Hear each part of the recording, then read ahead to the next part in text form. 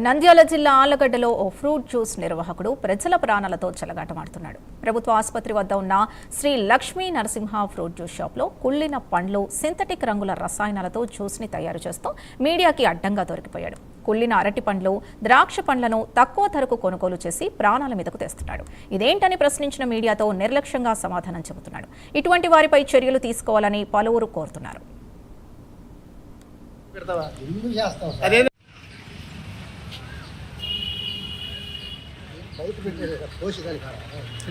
ఎన్ని రోజులు పెట్టి నువ్వు ఇక్కడ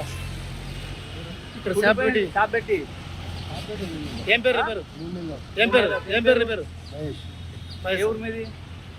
నెల్లూరు. నెల్లూరు ఎక్కడ? నెల్లూరు నుంచి వచ్చి ఇక్కడ ఇది విధంగా అట్టిపైన కుళ్ళిపోయిన అన్ని పెడతావా? అదేంది కనిపించట్లా? దించది దించు. ఇదేంది కుళ్ళిపోయిన కదా సరే కుళ్ళిపోయిన లేదంట పండేది కుళ్ళిపోయిన పండేది నిన్నటిది ఈరోజు ఇది నిన్నటిది గ్రేప్స్ జ్యూస్ సార్. అది గ్రేప్స్ ఏదో ఇదో పాడైన ఇదో ఫుల్ అంతే గ్రేప్స్ జ్యూస్ సార్. అది